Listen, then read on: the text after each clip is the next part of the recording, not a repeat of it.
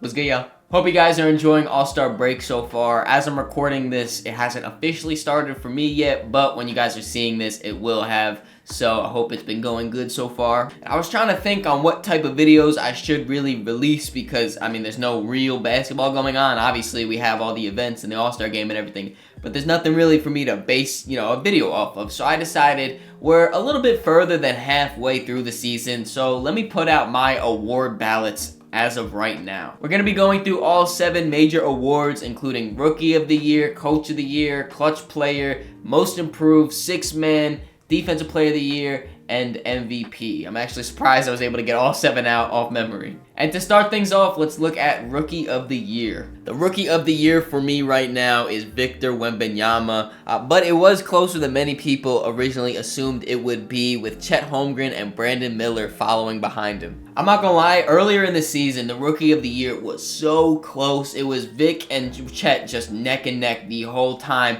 But recently, man, Wemby has been just building up and up and up and really kind of separating that gap. For a long part of the season, I did have Chet as my Rookie of the Year. I've been very vocal on how high I've been on Chet, and he has been having a terrific rookie season, but Wemby is just otherworldly. I think the biggest thing for me with Wemby is how fast he improves. If you look at Wemby from game 1 to now, I think we're at game 48 or something like that, they're 2 completely different players, both offensively, defensively, efficiency-wise. It's a night and day. I'll put the stats up on the screen right now. The first 25 games of Vic's career are way less efficient than the next 25 games, and I'm sure the improvements are just going to keep piling on after that. I don't think it's a hot take to say that Vic is one of the best rookie defenders of all time. It's not often where rookies make all defensive teams, but I personally definitely think that Vic should be on a all defensive team this year. It started off as just showing flashes that he can do everything on the court, but more and more it's being just he can do everything on the court. Scoring down low in the post, off the dribble, step back threes, catch and shoot threes. Of course, the incredible lob threat that he is, blocking everything, stealing. Like, he just had a triple-double with blocks as a rookie. Like, come on. Then coming in second right behind Wemby is Chet. Of course, he is also having an incredible season for the Thunder. He is a super big part of why they are the 2 seed and one of the best teams in the league. He's giving the Thunder everything that they need. Elite rim protection, super efficient offense, whether it's creating for himself or just kind of playing off of Shea or J-Dub. He has just been incredible this season. If it wasn't for Wemby, he would be easily Rookie of the Year. And then in third, I have Brandon Miller, who after a slow start to the season is really hitting his stride now. He's showing signs of becoming an elite 3-level scorer, can really shoot the ball, finish with the best of them.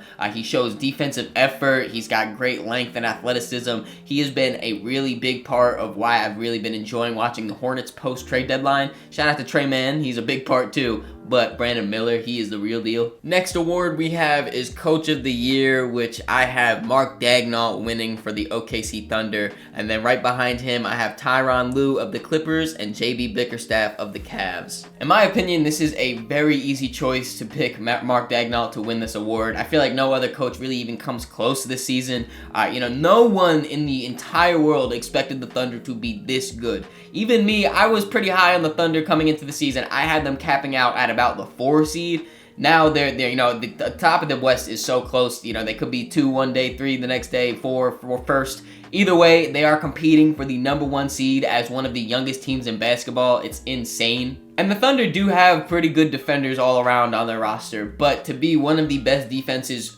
pretty much the entire season, a lot of that credit definitely goes to Mark Daigneault. Even beyond just the defensive side, I feel like he's really good at maximizing his players. We have guys like J-Dub and Cason Wallace and Chet, Isaiah Joe, Aaron Wiggins, all these different guys that are really playing their career best basketball under Mark Daigneault, and I don't think that's a coincidence. I think he's really good at figuring out the strengths of his players and fitting them into his scheme and making them produce the best. In second, I had Tyronn Lue, who he has been one of the best coaches in the NBA for the last few seasons, I would say, and he finally has a fully healthy team, and now they're just like the Thunder competing for the number 1 seed out west. Many people in the media, including myself even, were really quick to jump on the Clippers and call them a failure after trading for James Harden, and they were, stumbling out the gate. Tyronn Lue sat up there, he said, give me 10 games and we're going to be chilling. And that's exactly what happened. A few time passed, he got the guys going, and now, again, they are one of the best teams in the entire league. And then in third place, I chose JB Bickerstaff because when Evan Mobley and Darius Garland went down, a lot of people expected the Cavs to really just fall down in the standings. Again, even including myself, just expected them to fall down into the standings. And Donovan Mitchell has been getting a lot of credit for keeping them afloat, which rightfully so. Dono has been hooping this season. But a lot of that credit I do also think goes to JB Bickerstaff. Getting guys like Sam Morrell and Craig Porter Jr. to step into the lineup and just really produce high quality NBA minutes. Both of those guys now are on long-term contracts with the Cavs. I think that goes to show a lot for JB Bickerstaff and the fact that he can really help maximize his players as well. Again, we expected them to really fall in the standings after those injuries, but they have been thriving. Not even just staying afloat, but thriving. They're one of the hottest teams in basketball, and they don't show many signs of slowing down. Now moving on to the newest award out of these, the Clutch Player of the Year. My winner is Stephen Curry. Right behind him, we have Shai Gilgeous-Alexander, and what could be a surprise to many of you guys, Derek White coming in third. Just so you guys know, in order to qualify for my award list, you had to have played at least 20 clutch games. In case you're wondering, what is a clutch game? It's when the score is within 5 points with under 5 minutes to go. That's classified as a clutch game. Just like the Coach of the Year, I feel like Clutch Player of the Year this season is pretty much wrapped up, and it is Steph Curry's award to lose at this moment. The Warriors have been very disappointing this season, even though they have been picking it up slowly. But Steph Curry all season, he has been showing out. Steph is averaging 5.1 points per game in the clutch this season, which is number one in the entire league. He's shooting 51% from the field, 48% from three, and 97% from the free throw line in the clutch this season in 32 games, which is the second most games played in the clutch. So not only is he performing the best with one of the biggest sample sizes in the league, he also has had multiple game winners this season, buzzer beater game winners. He had one where it was the tough layup over against the OKC Thunder in the in-season tournament earlier this season. Every single time the Warriors and the Thunder played this season, it was just absolute amazing basketball, including that one game. And then just a few nights ago, he had that crazy, catch, turn around, shoot, deep three against the Suns to win the game. Steph Curry is that man. Like I said, this is his award to lose. Then in second, I had Shai Gilgeous-Alexander, who was my personal preseason pick for this award. And he's been delivering in the clutch. Steph Curry has just been another level. Shai is top 10 in clutch scoring this season, coming in at 9th with 3.3 points per game in the clutch, shooting 58% from the field during that as well. He has just been elite scorer whenever it is, but especially in the clutch, and it has been a big reason on why the Thunder are winning 62% of their clutch games. And I know Derek White may come as a little bit of a surprise for you guys coming in at third, but the Celtics are 18-6 in clutch games that he plays in, which is a 75 win percentage. That is number one in the NBA. And during those clutch games, Derek White is shooting 58% from the field, 50% from three, and 100% from the free throw line. Elite level efficiencies. Next up, we have one of my favorite awards. It is the Most Improved Player Award, with Kobe White being the winner.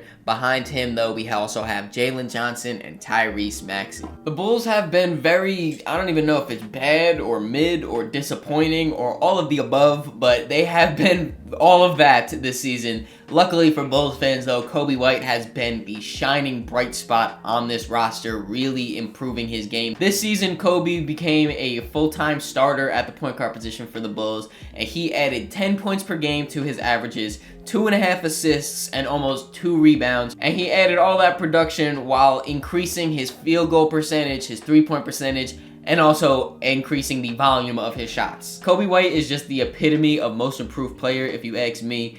He got a little bit of an increased role coming into the season. He saw he had this opportunity. He took advantage of it. He did his best, improved the entirety of his game, and has really solidified himself as a starting guard in this league and maybe even a future all-star. Then in second, I had Jalen Johnson, and if I'm being honest, I don't even know if Jalen Johnson is going to qualify for this award. He can only miss 3 more games before being disqualified. That's when he breaks under, the 65-game rule. That would really suck, but, it happens, I guess. He went down with the wrist injury, missed a whole bunch of games. But I still wanted to give him his love because he has been incredible this season. He also, like Kobe White, added 10 points per game to his averages while also doubling his assists per game, rebounds per game, steals per game, blocks per game, literally doubling all of those categories. And then also, like Kobe as well, he increased his field goal percentage and three-point percentage. He just really looks like a whole nother player out there. You know, there's a lot of rumors going around the Hawks organization. Are they going to trade Trae Young? Are they going to trade DeJounte Murray?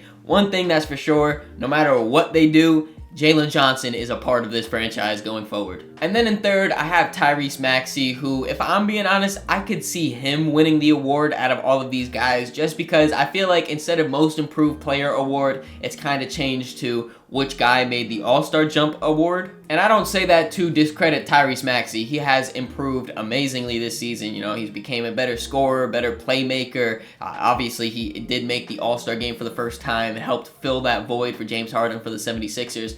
I just don't think he made the biggest improvement. I don't think he is the most improved, as the title of the award is. He improved a lot, but he did not improve the most out of everyone in the league. And I can't talk about this award without also bringing up Scotty Barnes and Alperen Şengün. Those two guys are my fourth and fifth options, so shout out to those two. Next up, we have the Sixth Man of the Year award, which I have Tim Hardaway Jr. winning this one. Malik Monk and Bogdan Bogdanović are really close behind him, though. The Sixth Man of the Year award race has been pretty interesting this season because it's not one of those awards where it's pretty much like you know who's gonna win. Because, I mean, honestly, if you pick any three of those guys to win this award, I wouldn't really be mad at you. I ultimately ended up going with Tim Hardaway Jr. though because, you know, with the Mavericks being so hurt this season, guys in and out of the lineup, one of the biggest consistencies for them all season has been Tim Hardaway Jr. and his offensive production. He's averaging 15.9 points per game off the bench this season, which is second best in the league and third best on the Mavericks, only behind Luka Doncic and Kyrie Irving. That's pretty good company to be in. And in my opinion, the best six men can do two things. They can be running with the bench unit and getting offense for themselves, and then also involving their other teammates, you know, while the stars are resting.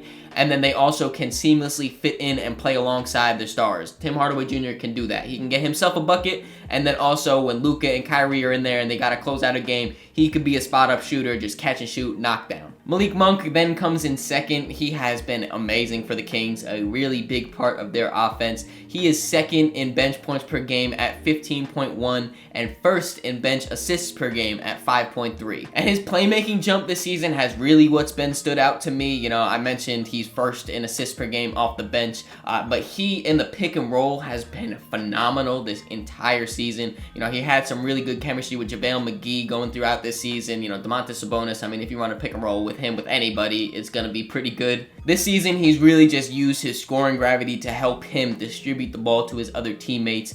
You know, when you talk about the Sixth Man of the Year award, Malik Monk is one of the guys that come to mind. Last year, he was top 5 in the award. This year, I definitely see him finishing top 3. He's got to win one of these awards one of these days. You know, he's bound to do it. Then coming in third, I have Bogdan Bogdanović. He has been the best player coming off the bench this season in the NBA. I don't think anyone can really dispute that. The one issue and the reason he is not winning this award for me is the Hawks are the 10th seed. And I know you could be thinking, I mean, the Mavericks are the 7th seed right now and the Kings are the 8th seed, but there is a very big difference between the Western Conference play-in and the Eastern Conference play-in, especially being the 10th seed. You know, the Hawks have been really disappointing this season. Again, that has no fault to Bogey. Bogey has been amazing, but that's why he's not winning the award for me. He's the leading bench scorer in the league, averaging 16.8 points per game off the bench. It is just absolutely insane. He is instant offense for the Atlanta Hawks. And again, if the Hawks were better, you know, if they were around that 7-6 seed right there in the East, he would easily run away with this award. Coming down to the last few awards here, we have the Defensive Player of the Year award. And this one, I think, is another easy one. It's going to Rudy Gobert. Coming in at second, though, I have Chet Holmgren, and then rounding out the top 3 is Anthony Davis. The Timberwolves have the best defense in the league. Their defensive rating is number 1 at 109.1.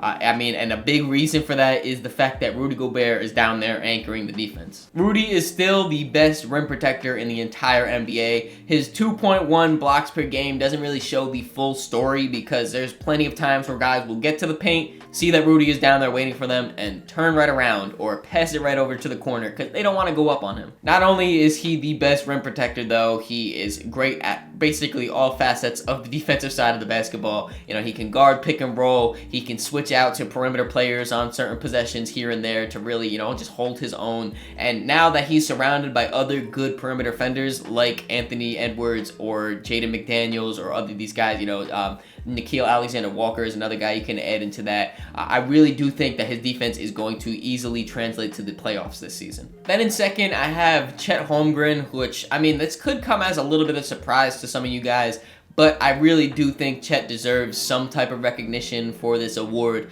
You know, basically last season, the Thunder had damn near the same roster as they do this year, except the biggest thing was they added Chet Holmgren, of course. That made their defense go from 14th in the league last season to now they are 6th.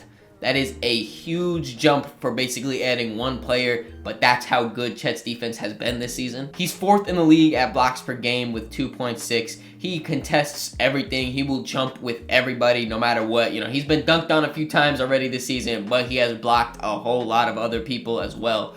You know, and not even just the rim protection, kind of like what I was talking with Rudy Gobert. He really does pretty much everything good on the defensive side of the basketball. He's got great lateral quickness for his size, you know, to really guard the perimeter. He uses his length amazingly to really contest jump shots and all that. I definitely think he deserves some type of credit for this award. Then for Anthony Davis, he is having one of the best seasons he's ever had since becoming a Laker. You know, the Lakers defense is night and day when he's on the court and off the court. They build their whole defense around Anthony Davis because, in my opinion, he is the best defender in the whole league. He's 5th in the league in blocks per game at 2.5 while also averaging over a full steal per game as well. And I would put AD over Chet and put him at 2nd. But the one thing is the Lakers defense is pretty much average right now. It's only 14th in the league, and you can't be winning Defensive Player of the Years without at least a top 10 defense, I would say. And now the moment you've all been waiting for, the MVP. This was by far the hardest award to pick, but I have my winner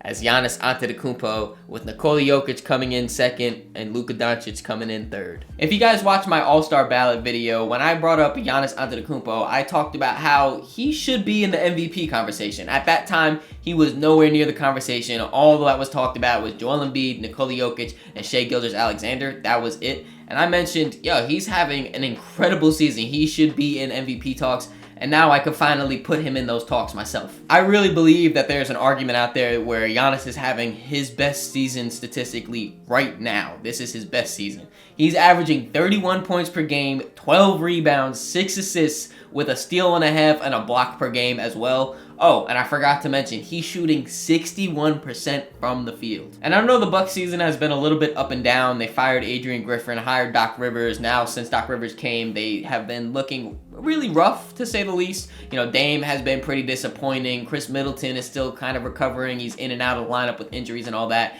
The one constant throughout all of this is Giannis Antetokounmpo has been hooping his ass off. And I really think the only reason he would not win it this season is because of voters fatigue. Then in second, I have Nikola Jokic, who, I mean, he's going to be in these conversations for the next 5 to 8 years in the future, I would assume. You know, he is just the best player in the entire world. He's averaging 26 points, 12 rebounds, 9 assists, a steal, and a block while shooting 58% from the field. Just like Giannis, like, those are literally video game numbers. I think Jokic is by far the best player at elevating his teammates, and I think that is a big reason of what an MVP does, you know, elevates his teammates and his team. You know, you basically run the entire Denver Nuggets offense through Nikola Jokic, and he does it to perfection. I also do think that this would now make it 4 years in a row that he is top 2 in MVP voting. He is him. Then in third, I have Luka Doncic, who's arguably having his best season of his career. He's leading the league in scoring at 34.1 points per game, and then on top of that, he's also averaging 9 rebounds and 9.5 assists while having a career year shooting the ball. And honestly, the only thing that's stopping me from giving this award to Luka is the fact that the Mavs are only the 7th seed. Let them climb up to at least the 5th seed, and Luka, this is your award. And also, I do want to quickly give love to Shai. He is 4th on my list right now. He is also having an incredible season. You know, 31 points per game, the assists, the rebounds are there, leading the league in steals. You know, he does it all for the Thunder. He is having an incredible season. The Thunder are having an incredible season. but I just have these guys a little bit above him. Let me know what you guys think about these winners. Let me know which one you agree with the most and which one you disagree with the most down in the comments. I'm always open for a conversation. Hope you guys enjoyed this video. If you did, make sure you leave it a like, subscribe so you don't miss the next one. In the description, there's links to all my social medias, so make sure you follow me on all those to keep up to date with me. Catch y'all.